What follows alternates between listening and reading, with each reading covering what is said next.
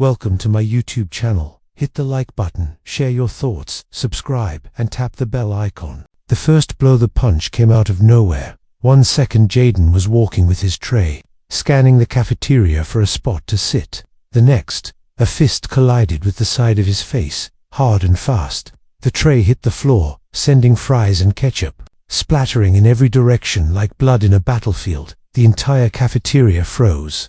Conversations cut off mid-sentence. Laughter died on lips. Eyes turned, one by one, to the scene unfolding at the center of it all. Jaden staggered back, then crumpled to the floor beside the mess of food and broken pride. A tall boy stood over him, smirking. Ryan Tucker, football captain, star quarterback, son of the mayor, and certified king of Westbrook High. "Welcome to Westbrook, Africa," Ryan said, loud enough for the whole room to hear. Laughter burst out. Not everyone laughed, but no one stopped him either. Jaden lay still. The side of his face throbbed. His ears rang.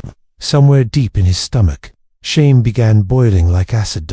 He didn't cry. He didn't speak. He just sat up, slowly, brushing cold spaghetti off his hoodie. His eyes scanned the faces staring at him, some curious, some entertained, others pretending not to see. He saw teachers at the edge of the cafeteria. None of them moved. He got to his feet. He didn't say a word, just turned and walked out. The laughter followed him all the way to the double doors. Outside, the air bit at his cheeks, but Jaden barely felt it. His body ached, but the pain was nothing compared to what was twisting inside his chest. It wasn't the punch that hurt most. It was the way no one had stepped in, not even a single voice asking, "Are you okay?" This wasn't the first time. Different city, different school, same game, always the same looks, the same slurs, subtle or loud, the same invisible lines he wasn't supposed to cross, and the same punishment when he forgot his place. Jaden sat on the concrete steps outside the gym and clenched his fists until his nails dug into his palms. "You don't belong here. Stay down. Be invisible." That's what they wanted, but something had snapped this time. He wasn't going to disappear. Not this time. He went home in silence, told his mum nothing, said he was tired. She didn't press. She had 3 jobs, and too much worry already etched into her face. Jaden lay in bed, staring at the ceiling, fists still clenched. He wasn't going to fight Ryan with fists. That would make him exactly what they expected. Another angry black kid. An easy expulsion. A story to tell at dinner tables. No. He needed to be smarter than that. He needed to win the game. They didn't even know he was playing. Monday morning, Jaden returned to school. He walked with calm, not pretending to be brave. He was brave. But his bravery wasn't loud. It wasn't showy. It burned quietly, steady and sharp. He made 3 moves that day. First, he joined the debate team, walked right into the clubroom during lunch and signed up. No hesitation. Second, he applied to run for student council, something no transfer student had ever done in their first month. Third, he auditioned for the drama club's winter play and stunned them with a monologue from Othello. By 4 p.m., his name was in teachers' mouths. Whispers were spreading. People were paying attention. "Yo, who does he think he is?" Mason muttered that afternoon, watching Jaden from the hallway with Ryan and the others. Drama club. Debate. This ain't Harvard. He's trying too hard, Chris said. Ryan just stared. His eyes didn't hold the same smirk anymore. Jaden didn't care. He focused. He studied harder. He helped struggling seniors with calculus. By the end of the week, he was getting nods from teachers in the hall and hellos from students who hadn't spoken to him before. He wasn't trying to be liked. He was becoming undeniable. Then Friday came. During the weekly assembly, the principal stood at the microphone and began announcing the nominees for winter representative, a yearly student vote that combined popularity, grades, and extracurriculars. Everyone expected the usual names: Ryan Tucker, Megan Calloway, Tyler Briggs, Lana Uton, and then the 5th name, Jaden Carter. The auditorium fell into stunned silence, then whispers, then applause. Scattered, but real. Jaden stood slowly, didn't smile, didn't wave, just nodded and sat back down. His eyes found Ryan across the gym. Ryan was staring, expression blank, but his jaw was clenched. Later that night, Jaden was brushing his teeth when his phone buzzed, then buzzed again. By the 3rd buzz, he checked it, a screenshot from the school's anonymous confession feed. "Don't let that black kid fool you. He's not who he pretends to be. Ask what happened at his last school.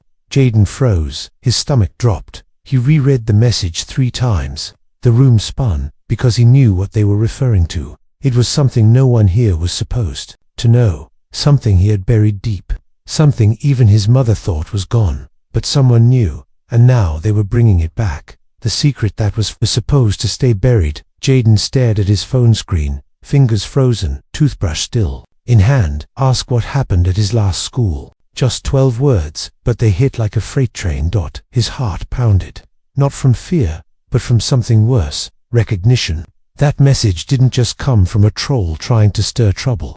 It came from someone who knew. His mind immediately raced through names. No one from his old life should even know he was at Westbrook, especially not someone who remembered that. He walked to his bedroom window and stared out into the night. Streetlights blinked over cracked sidewalks. A stray cat darted into a bush. Ordinary, safe. But Jaden didn't feel safe, because now, the one thing he'd buried was threatening to surface, and with it, everything he'd worked to rebuild. A year ago, he saw the hallway like it was yesterday. Locker 118, smell of bleach, the laughter, the girl's voice, the screams. Jaden clenched his jaw. He didn't want to remember it. He never wanted to see that school again, or the face of the person who betrayed him in the worst possible way. But the message had dragged it all back. At school the next morning, Jaden walked with steady steps, but the eyes around him felt different, more curious, more judgmental. Whispers trailed him in every hallway.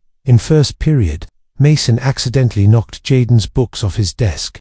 Oops, he grinned, like a child testing fire. Jaden didn't react. By third period, someone had taped a sheet to his locker door. Liar, faker. What happened at Hamilton High? He pulled it off, crumpled it silently, and shoved it into his backpack. Inside, his stomach twisted. He skipped lunch. Instead, he found an empty art room, locked the door, and sat against the wall, eyes closed, breathing deeply. He'd spent months rebuilding his life. Every achievement, every moment of confidence, it was all made from ashes.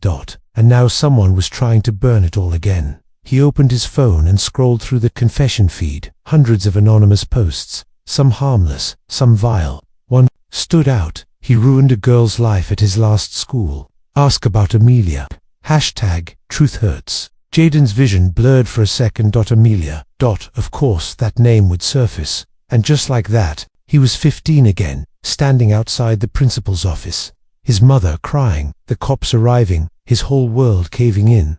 Back then, Amelia had been the only one who was kind to him at Hamilton High. She had light in her eyes and dreams that sounded like escape plans. They used to sit by the old library steps and talk about music and books and the things they'd do when they got out of that town. Then one day, everything shattered. She told a lie, not just a small lie, but one that could have destroyed his life. She said Jaden hurt her. In ways he didn't, in ways he never could. The school believed her instantly. He was suspended, investigated, humiliated. But 2 weeks later, Amelia admitted it wasn't true. She'd made it up to get attention after her boyfriend found their messages. No one apologized to Jaden. No one cleared his name in the same way they'd stained it. His mother had packed up what little they had, and they left town without looking back. Since then, Jaden lived by one rule: don't give them anything they can use against you. Back in the art room, Jaden pulled out his phone and stared at the anonymous post again. How had someone here found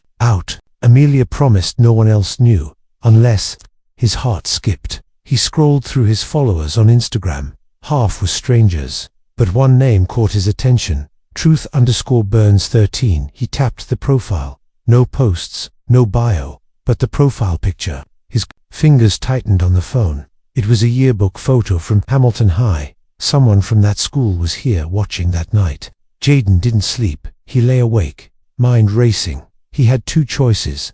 He could disappear, lay low, drop out of the election, fade into the background like they wanted, or he could take control of the story, turn the truth, even the darkest parts, into something powerful. Because hiding hadn't saved him before. It had only made the fall harder. The next morning, he walked into school early. He asked for a meeting with the principal. 30 minutes later, he stood in front of the student body during morning assembly. The gym was full. Whispers buzzed through the crowd. Jaden took the microphone. He looked calm, but his hands trembled behind the podium. He took a breath and said, "Some of you saw the posts online, so here's the truth. A year ago, at my last school, I was falsely accused of something I didn't do. It nearly destroyed me. The person admitted it wasn't true, but by then, the damage was done. That's why I moved. That's why I started over, not to lie but to survive. I know some of you will judge me anyway. That's okay. I didn't come here to be perfect. I came here to matter. If anyone still wants to try and tear me down, go ahead. But I'm not going anywhere." The gym was dead silent. Then someone clapped. Then another.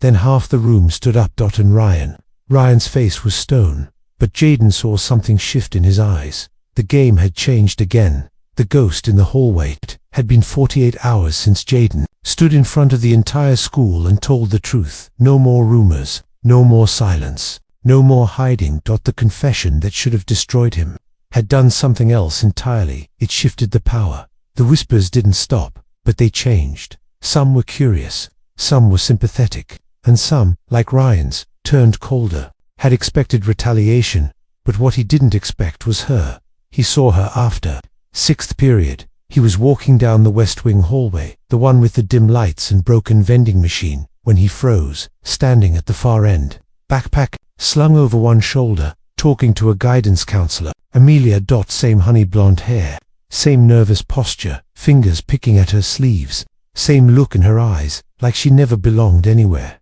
Jaden's mouth went dry. He took a step back, but it was too late. She turned, their eyes locked. Time didn't stop, but it stumbled. Amelia blinked, startled, then guilty, like she'd seen a ghost, and remembered she was the one who buried him.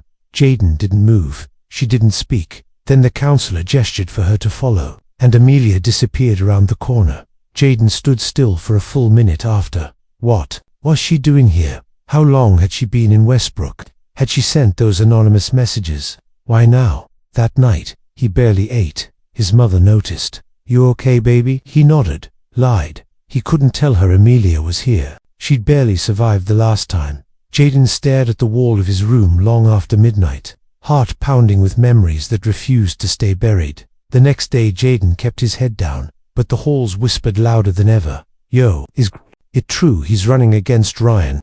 I heard his ex just moved here. Someone said she lied about him." Like serious stuff. He felt like a walking time bomb. Then, during lunch, it happened. His phone buzzed with a private message from Truth_Burns13. "Bet you didn't expect to see her again." Another message. "You can act brave, but we both know the truth. You'll always be guilty in people's eyes." Jaden stared at the screen, hands cold, jaw tight. Then one more message appeared. A photo, blurry, but real. Him and Amelia, sitting on the library steps from Hamilton High. Whoever was behind this wasn't just from the past. They were watching him now. Later that afternoon, Jaden walked straight to the drama club room. The director, Mr. Ellis, looked up. "Everything all right?" Jaden nodded. "I want to rewrite my monologue for the showcase." Mr. Ellis raised an eyebrow. "You only have 2 days." Jaden's voice was steady. "I know." That evening, Jaden sat at his desk with his laptop open, but his thoughts kept circling. He couldn't prove who Truth_Burns13 was, but if Amelia had anything to do with it, he had to know. So he messaged her. "Jaden, we need to talk tomorrow, after school. No drama, just answers." No reply. But the message was seen. The next day after the final bell, Jaden waited near the old greenhouse. 5 minutes passed, then 10. Then he heard footsteps. Amelia appeared, hoodie pulled over her head, arms crossed, eyes avoiding his. They stood in silence for a moment. Jaden spoke first. "Why are you here?" She didn't look up. "My dad got transferred. I didn't know you were here." Jaden laughed, cold and bitter. "Right, I didn't," she said sharply, finally meeting his eyes. He stepped closer. "Then why the messages?" "What messages?" "The anonymous posts. The threats.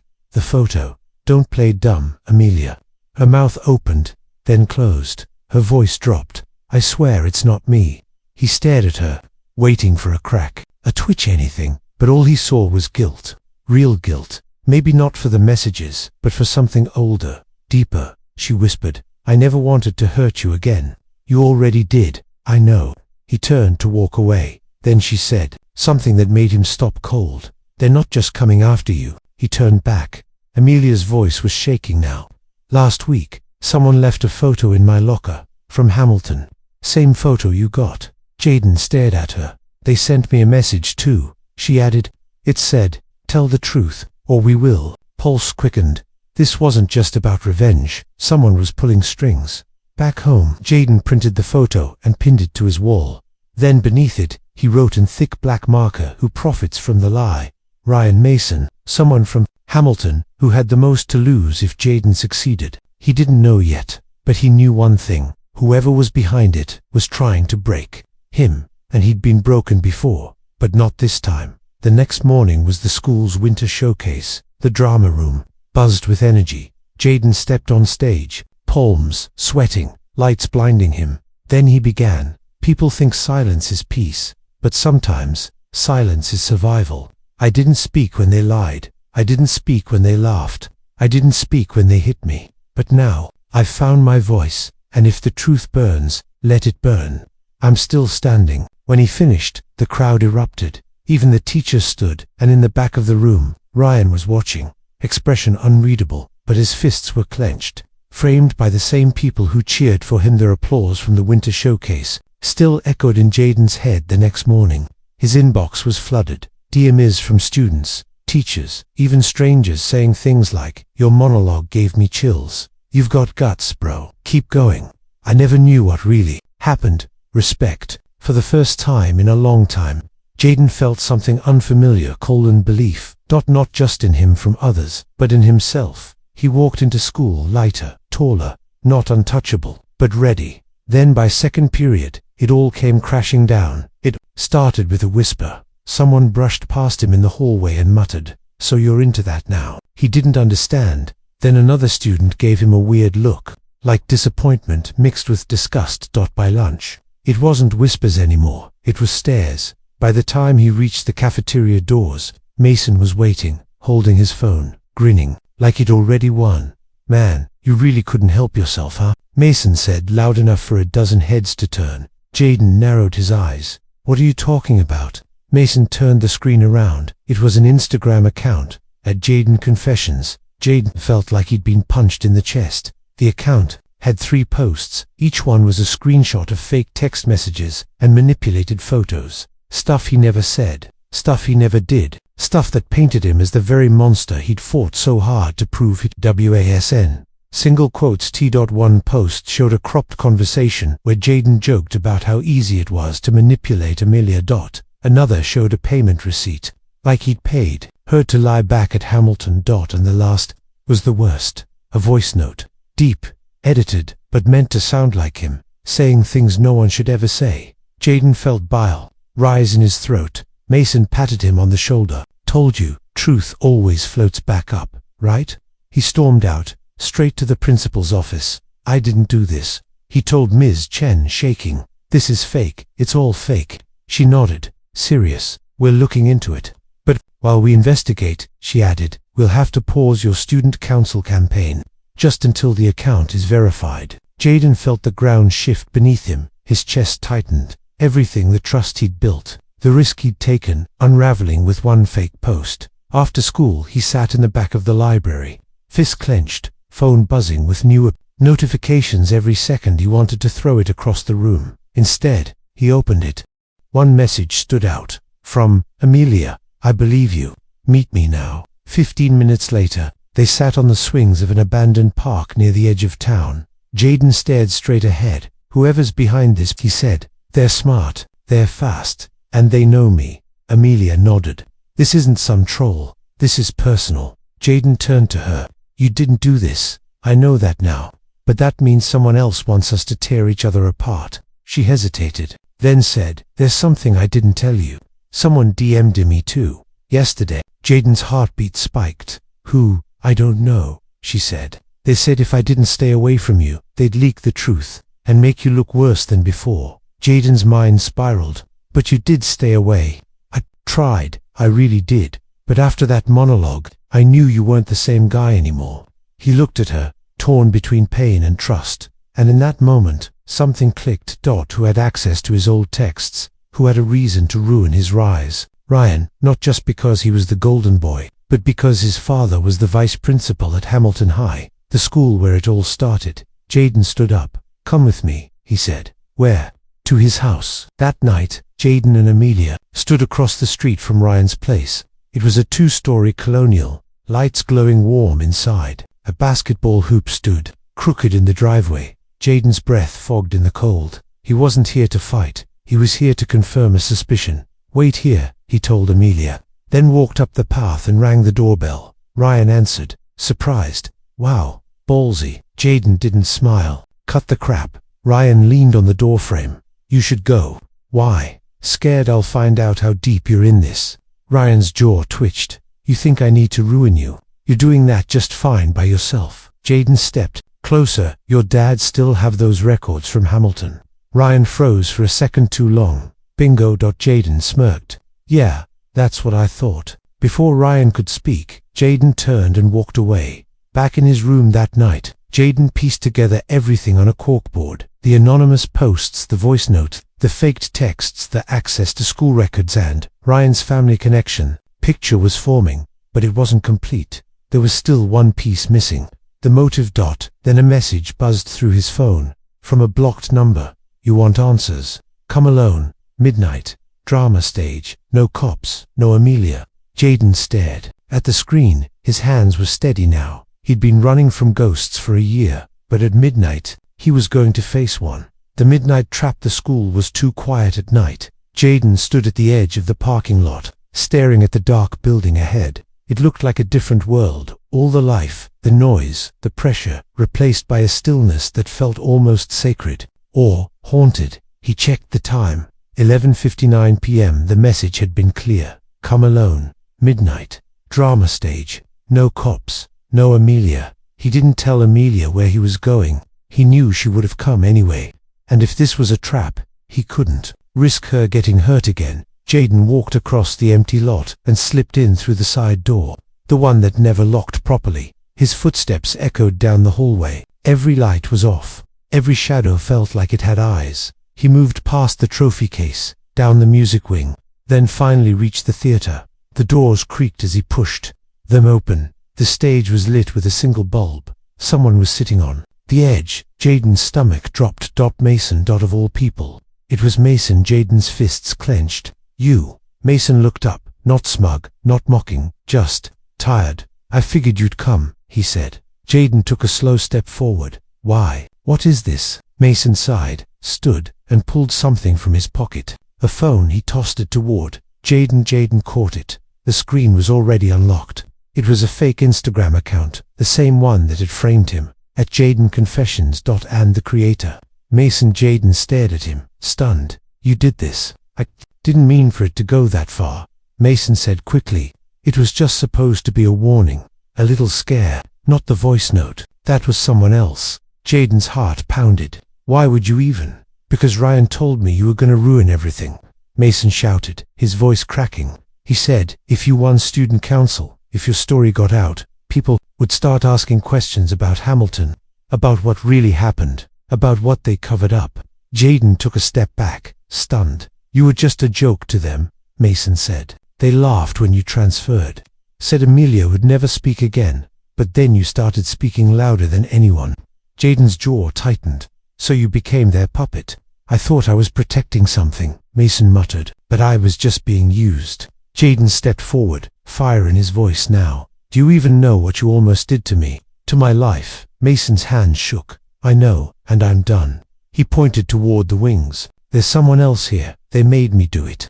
They've got the real dirt, the voice file, the Hamilton records, everything." Jaden's blood ran cold. A shadow moved behind the curtain. Jaden spun. Out stepped Ryan's father, Vice Principal Tom Whitmore, from Hamilton High. Jaden stared at him like he was staring at the devil himself. "You," Jaden whispered. Mr. Whitmore adjusted his glasses like this was a staff meeting, not a midnight conspiracy. "You're smart," he said. "Smarter than I gave you credit for." Jaden's fists balled up. "Why?" Whitmore's voice was calm. Too calm, because sometimes keeping a lie alive is safer than letting the truth breathe. Jaden moved toward him, fury pulsing in every step. "You destroyed my name. You let them call me a predator. You let my mom think I was broken. Whitmore didn't blink. We were protecting the school's reputation. Amelia's family was powerful. Your story was messy. Jaden blinked in disbelief. So you just buried it. It's not personal, Whitmore said. It's institutional. That was the final crack. Jaden lunged, but before he reached Whitmore, someone else stepped between them. Amelia. Jaden froze. She looked directly at Whitmore. I recorded everything. Silence. Jaden's heart stopped. She held up her phone. The red light was still on. I knew you'd show up, she said softly. You always clean up your messes yourself. Whitmore's face changed, not scared, just ... resigned. Mason swallowed hard. You're done. Jaden looked between them. How did you? Amelia turned to him. You didn't text me back. I knew you were walking into something. I followed you. Jaden was too stunned to speak. Then a new sound broke the silence. Sirens. Outside. Whitmore backed away, calm, cracking now. This will ruin you too. You think they'll let a story like this go viral? Jaden stepped forward, eyes blazing. I hope they do. 30 minutes later, police cars lined the school lot. Whitmore was in handcuffs. Mason gave his full statement. The confession, the truth, was out. Jaden sat on the steps out front, head in his hands. Amelia sat beside him. Neither said a word. They didn't need to. Something had broken, but something stronger had taken its place. The next morning the news broke. Vice principal behind online smear campaign exposed by former victim. Jaden's name trended locally. Students from Hamilton sent messages, some apologizing, some confessing their own stories. The school announced a new policy on anonymous harassment. Ryan, he withdrew from student council. Silent. Jaden stood at the window of his bedroom that night. He had scars, but now they had names and justice. He opened his journal and wrote, "Sometimes the truth doesn't set you free. Sometimes it burns everything down first. But what's left behind, that's where the healing begins." The speech that changed everything. 3 days had passed since the truth exploded like wildfire. Hamilton High's vice principal, Tom Whitmore, had resigned in disgrace. Mason's confession was posted publicly, accompanied by a video of Amelia's midnight recording.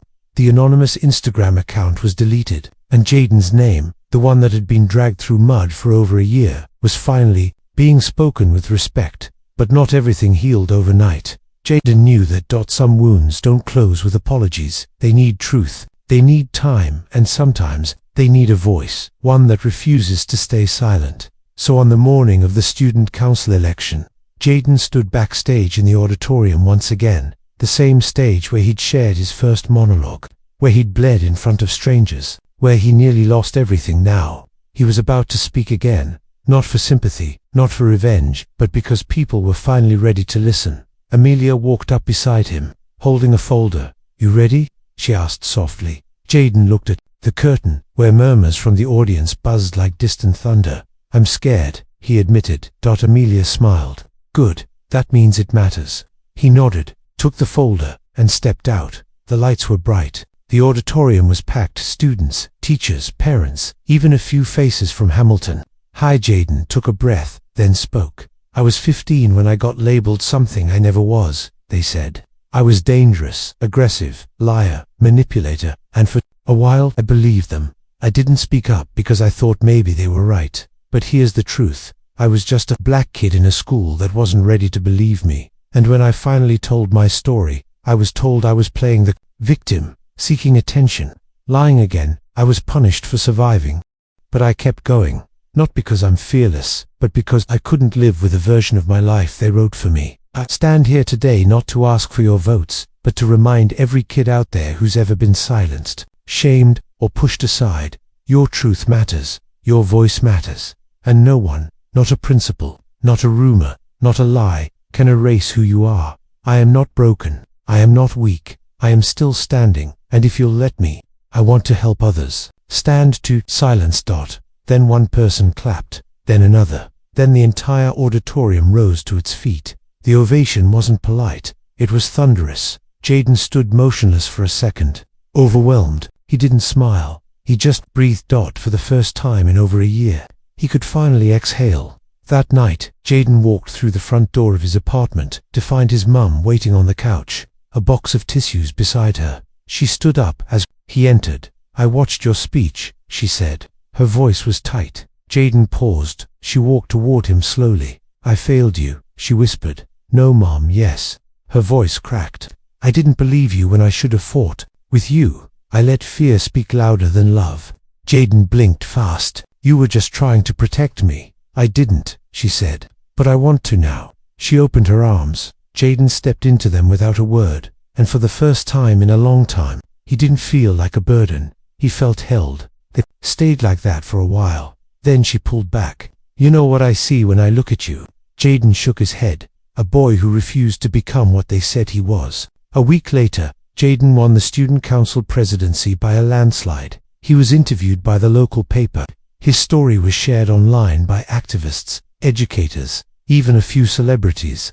Amelia started a project helping other teens document and speak out against bullying and systemic bias in schools. Mason transferred schools quietly. Jaden never heard from Ryan again, but he didn't need revenge. The truth had done what fists never could. It had set the record.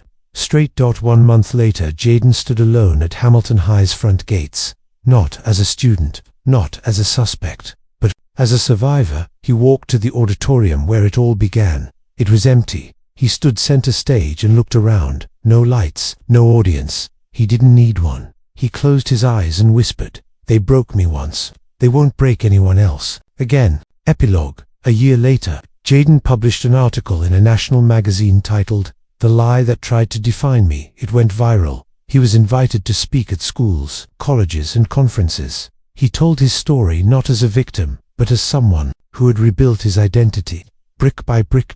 And every time someone came up after a talk, sometimes crying, sometimes trembling, and said, "I thought I was the only one," Jaden would smile and say, "You never were. You just hadn't been heard yet." Final message. Sometimes the world won't believe your truth. Sometimes it'll bury it deep. But if you keep digging, if you keep speaking, one day your story will light up the dark for someone else. And in that moment, all the pain becomes purpose. The end.